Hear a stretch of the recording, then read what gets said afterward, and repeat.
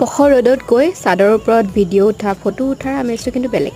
আজি ৰাতিপুৱাই শুই উঠিয়ে বন্ধাকবি আলু কাটিলোঁ, তাৰপিছত ইয়াত তেল ভৰালোঁ, বহুত কাম কৰিলোঁ, মুঠতে ভাত বনালোঁ ৰাতিপুৱাই।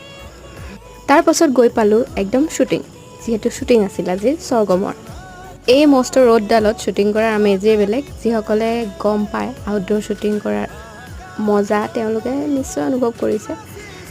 বাৰু যিয়ে নহওক, এইটো যিহেতু এটা কাম, সেইটোতো কৰিবই লাগিব, ডিউটিৰ ওপৰত একো নাই। এয়া আমাৰ কেমেৰাৰ অকন্দা আৰু লগত আছে এয়া আমাৰ এংকৰ।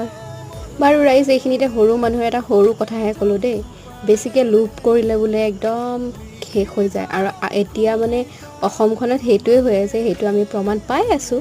আমাৰ অসমখনৰ মানুহখিনিৰো কম টকা নহয় দেই। বেংক, LIC, এই গোটেই প্ৰতিষ্ঠানসমূহ, যোনবোৰ ডাকঘৰ চাকঘৰ যিমানখিনি আছে, সেইখিনি মানে প্ৰতিষ্ঠানসমূহক আমি বিশ্বাস কৰিব পৰা